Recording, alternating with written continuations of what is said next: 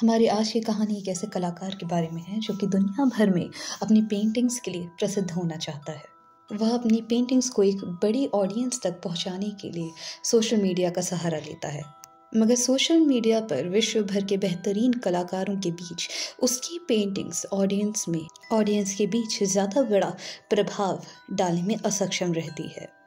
अपनी बेबसी के चलते वह कलाकार अपनी पेंटिंग्स को फेमस बनाने के लिए किसी भी हद तक जा सकता था, मगर इन हदों को पार करने की आखिरकार उसे क्या कीमत चुकानी पड़ती है, ये हमें आगे कहानी में पता चलेगा।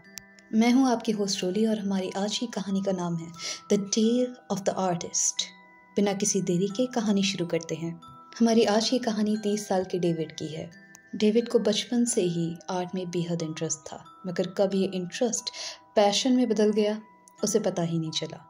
कॉर्पोरेट सेक्टर में अपने कई साल देने के बाद अब वो वापस आर्ट के फील्ड में आना चाहता था और उसे एज अ कैरियर परस्यू करना चाहता था। सोशल मीडिया पर बाकी कलाकारों को बढ़ता देख वो खुद भी इस फील्ड में अपना हाथ आजमाना चाहता था, मगर ये काम डेविड के लिए कितना मुश्किल हो सकता था, ये पता चलने में उसे ज़्यादा देरी नहीं लगती। कई महीनों तक कोशिशें करने के बावजूद भी ना तो उसके फॉलोअर्स बढ़ रहे थे और ना ही बहुत ज़्यादा लोग उसकी पेंटिंग्स को पसंद कर रहे थे। आखिरकार लगातार हार मिलने के बाद डेविड एक नया तरीका अपनाने की कोशिश करता है। अब तक डेविड को ये बात पूरी तरह समझ आ चुकी थी कि मेन स्ट्रीम आर्ट फॉर्म्स में उसकी दाल नहीं गलने वाली थी, तो वो इंटरनेट पर मौजूद बाकी लोगों से कुछ हट कर करने का सोचता है। डेविड अब फूल पत्ती या इंसानों को छोड़कर डीमंस, डिप्रेशन और डेथ जैसे टॉपिक्स पर पेंट करना शुरू कर देता है और इस बार उसे अपनी पेंटिंग्स के लिए एक काफ़ी अच्छा रिस्पॉन्स अपनी ऑडियंस से मिल रहा था। थोड़ा देरी से ही सही, मगर अब उसकी ऑडियंस बढ़ने लगी थी, उसके फॉलोअर्स बढ़ रहे थे और साथ ही में उसे अपनी पेंटिंग्स के लिए कॉन्ट्रैक्ट्स भी मिलना शुरू हो चुके थे। ऐसे में ही एक दिन डेविड के अकाउंट पर एक अनजान व्यक्ति की तरफ से मैसेज आता है। पर्सनल रिक्वेस्ट के तहत स्ट्रेंजर उससे काफ़ी यूनिक और काफ़ी स्पेसिफिक पेंटिंग बनवाना चाहता था। स्ट्रेंजर की रिक्वेस्ट काफ़ी अजीब थी। वो डेविड को पेंटिंग के अंदर डार्क आर्ट यानी कि एक डेमोनिक रिचुअल को परफॉर्म करते हुए बनाना चाहता था, यानी कि एक ऐसी पेंटिंग जिसके अंदर खुद डेविड एक आर्ट परफॉर्म कर रहा है। शुरू में तो डेविड उसका ये ऑफ़र मना करना चाहता था, मगर पैसे के लालच में वो इस ऑफ़र को एक्सेप्ट कर लेता है और उस आदमी के लिए पेंटिंग बनाने के लिए हामी भर देता है। डेविड अपने इस नए प्रोजेक्ट के लिए ज़्यादा समय ना गवाते हुए ज़रूरत का सारा सामान जल्द ही अपने घर उठा लाता है और अपनी पेंटिंग पर काम करना शुरू कर देता है। मगर इस सब के दौरान उसके साथ में कुछ अजीब घटनाएं घटना शुरू हो जाती हैं। रात को डेविड को बुरे सपने आने लगे थे। डेमोनिक एंटिटीज उसे अपने सपनों में परेशान करने लगी थी। शुरू में तो उसे ये सब कुछ बस महज एक इत्तेफाक लगता, मगर जल्द ही दिन के समय में भी उसे काफ़ी सारी आवाज़ें सुनाई देना शुरू हो जाती हैं। धीमे धीमे उसे ऐसा लगने लगा था मानो अपने घर में वो अब अकेला नहीं है, बल्कि उसके अलावा कोई और भी उस घर में उसके साथ रह रहा है, सांसें ले रहा है। अब तक डेविड को ये शक हो चुका था कि हो ना हो इस सब के पीछे उस पेंटिंग का ही हाथ है, तो इस सब को लेकर वो स्ट्रेंजर से वापस बात करने के लिए मैसेज करता है।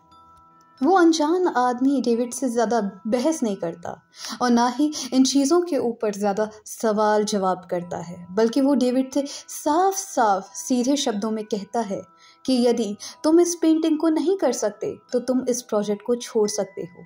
मैं ये काम और इसके साथ का पूरा पैसा किसी और को सौंप दूंगा जो कि इस काम को तुमसे बेहतर और बिना किसी शिकायत के पूरा कर सके।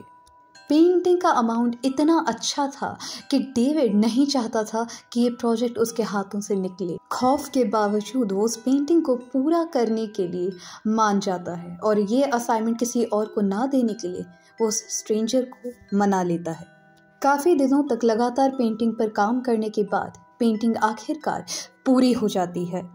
अपनी पेंटिंग को पूरा करने के बाद डेविड उसे बेहद प्रसन्नता से देखता है। डेविड ने ये पेंटिंग काफ़ी मेहनत के बाद पूरी की थी वो पेंटिंग को वहीं रूम में रखकर अपने हाथ धोने के लिए वॉशरूम चला जाता है और जब तक वो वापस आता है पेंटिंग ज़मीन पर पड़ी हुई थी। ना तो कमरे में कोई हवा चल रही थी और ना ही डेविड के अलावा कोई और उस रूम के अंदर मौजूद था। ये सब कुछ देख डेविड को काफ़ी आश्चर्य होता है। वो पेंटिंग को फौरन ऊपर उठाने के लिए आगे बढ़ता है, मगर उसके कदम आगे बढ़ाते ही कमरे का दरवाज़ा अपने आप बंद हो जाता है। डेविड घबराहट के मारे ज़ोर ज़ोर से चिल्लाने लगता है और दरवाजे को पीटने लगता है, मगर दरवाज़ा किसी व्यक्ति, किसी इंसान ने बंद नहीं किया था और यही कारण था कि इतनी चीखों पुकार के बावजूद उसे बाहर से कोई भी उत्तर नहीं मिलता।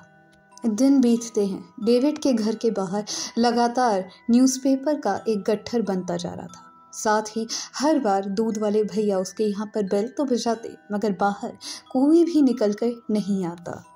कुछ ही दिनों में घर में से किसी चीज़ के सड़ने की स्मेल भी आने लगती है, जिससे परेशान होकर लोग फौरन पुलिस को कॉल करते हैं। पुलिस के तहकीकात करने पर पता चलता है कि आर्ट रूम का दरवाज़ा किसी ने बाहर से बंद कर दिया था और भूख और प्यास के कारण डेविड की मृत्यु हो गई थी। डेविड के शव के पास उसकी पेंटिंग भी रखी हुई थी, मगर ये पेंटिंग उसकी बनाई हुई पेंटिंग से काफ़ी अलग थी।